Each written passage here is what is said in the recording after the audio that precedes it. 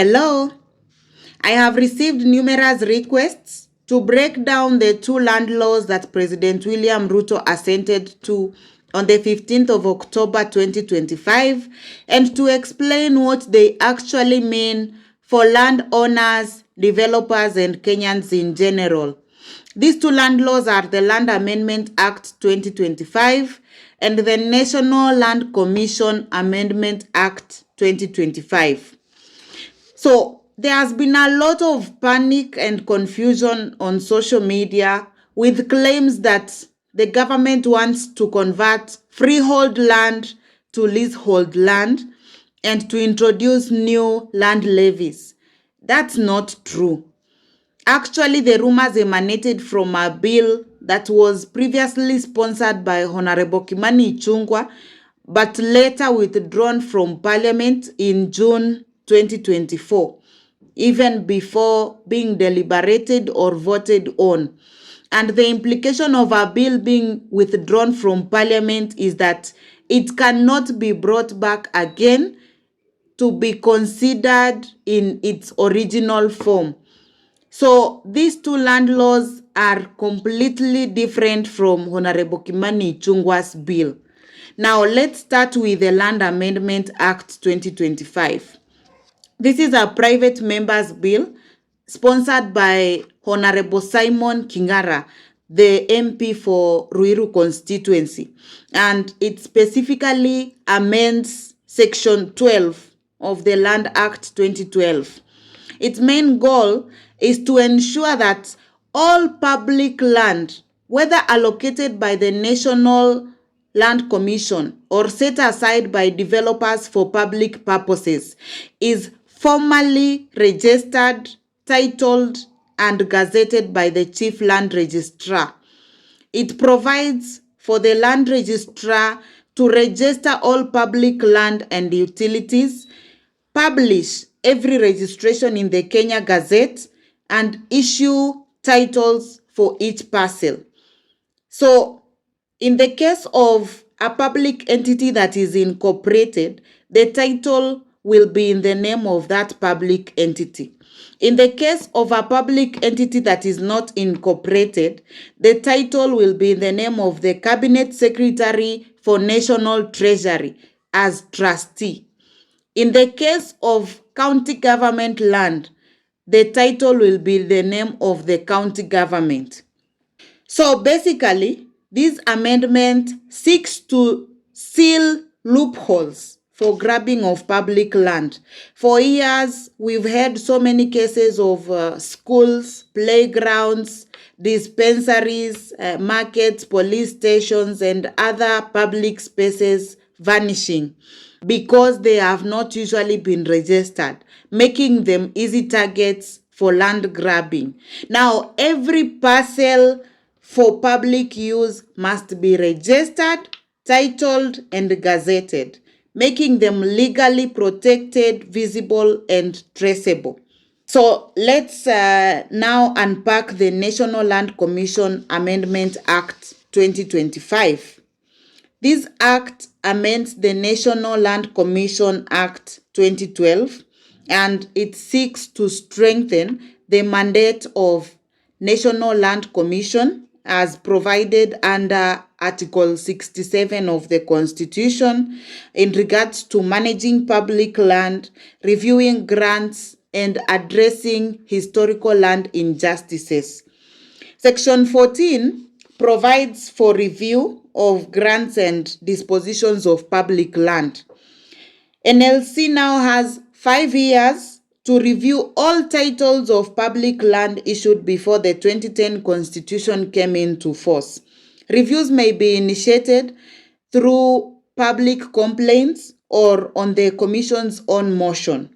The NLC must notify all the parties involved, allow document inspection, hold hearings, and make written determinations which must be gazetted in the Kenya Gazette and are enforceable through the High Court. In regards to the determinations made by the National Land Commission, if the land was unlawfully acquired NLC can direct the land registrar to revoke the title. If the land was irregularly acquired, NLC can regularize it. And if it is held by a bona fide purchaser for value, the title is protected. If you bought your land genuinely, NLC will not touch it. Section 15 redefines how NLC handles historical land injustices that occurred specifically between 1895 and 2010. It empowers the Commission to investigate and recommend remedies for victims of historical land injustices. Each case must be completed within 1 year, implemented within 3 years, and the entire mandate of the NLC as per this section in regards to handling historical land injustices will lapse after 5 years unless extended by Parliament.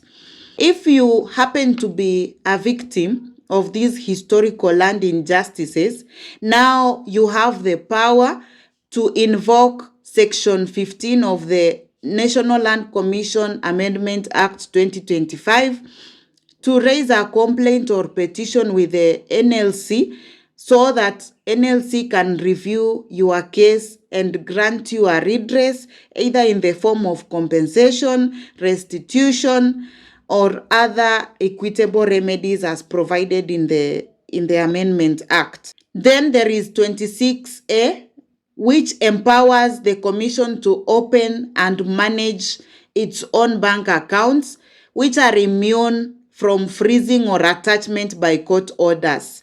So this guarantees financial independence for the Commission, especially when managing compensation or restitution funds. In summary, these are the key highlights of the two land laws.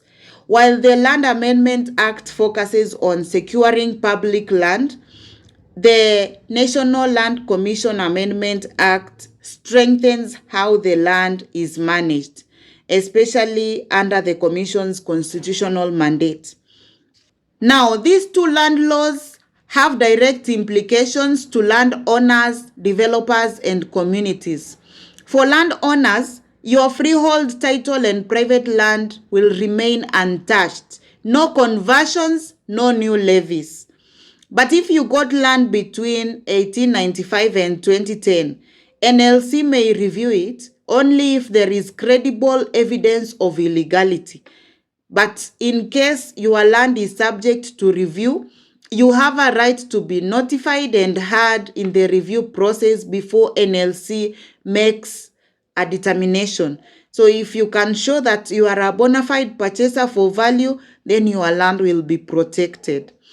Then for developers, you must now register and transfer all land reserved for public use, such as schools, playgrounds, dispensaries, and public utilities. No more sitting on utility plots, no more backdoor allocations. So if you stay compliant, then you will avoid future lawsuits and allegations of land grabbing. For public institutions and counties, you have a legal duty to title and secure public land under your jurisdiction. Then for communities and citizens, the laws gives you power. You can now file complaints and petitions to the NLC to review irregular allocations, especially of playgrounds, schools, market land, and open spaces allocated for the community that have usually been subject to land grabbing. And as a community and as individuals, you can also petition NLC to seek redress for historical land injustices. For every Kenyan, basically, who has land or an interest in land, stay alert by following Kenya Gazette notices to track reviews, allocations, and revocations. As I close, please note that these two laws are published in the Kenya Law and Parliament websites. They are very short and straightforward. You can take a few minutes and have a look at them so that you don't throw yourself into unnecessary panic because of the misleading information that is being peddled on social media. I'd like to hear your thoughts about these two land laws. Are you now assured that land grabbing will finally come to an end in the country, and that all historical land injustices are going to be addressed fairly and effectively? Or do you still have reservations? What are your thoughts, and how do you think is the best way for the government to go about it? Also, if you need support in interpretation of compliance with these new land laws, or pursuing your redress through the National Land Commission, you can reach out to me for guidance and support, because that's exactly what I do. Thank you so much, and I'd love to hear from you.